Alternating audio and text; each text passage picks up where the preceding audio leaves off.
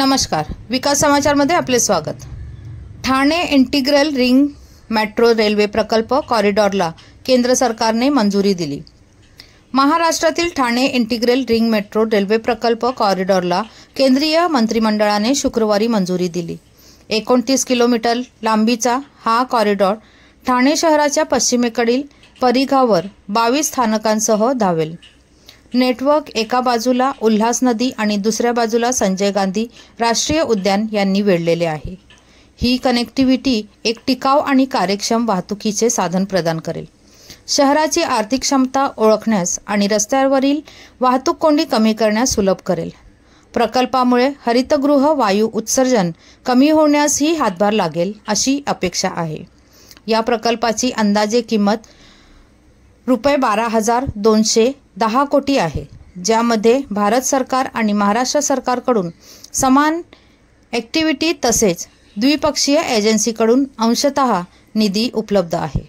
स्टेशनचे नामकरण आणि कॉर्पोरेशनसाठी प्रवेश हक्क विकणे, मालमत्तेचे मुद्रीकरण, मूल्य कॅप्चर, वित्तपुरवठा मार्ग यासारख्या नाविन्यपूर्ण वित्तपुरवठा पद्धतीद्वारे देखील निधी उभारला जाईल।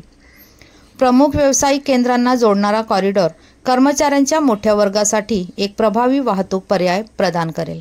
हा प्रकल्प 2029 पर्यंत पूर्ण होण्याची शक्यता आहे। सर्वात महत्त्वाचे म्हणजे मेट्रो मार्गामुळे हजारो दैनंदिन प्रवाशांना, विशेषतः विद्यार्थ्यांना आणि कार्यालयात आणि कामाच्या ठिकाणी दररोज प्रवास करणाऱ्यांना जलद आणि अधिक किफायतशीर वाहतूक पर्याय उपलब्ध करून फायदा होईल।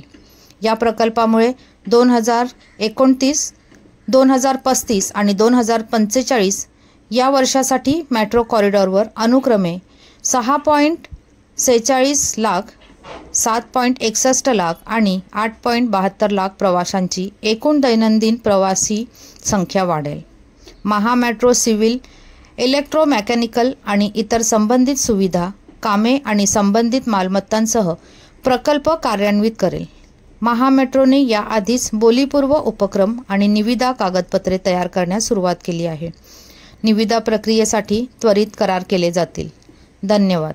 वसईहून मी शहनाज शेख, विकास समाचार। चॅनलला लाईक, शेअर, सबस्क्राईब जरूर करा।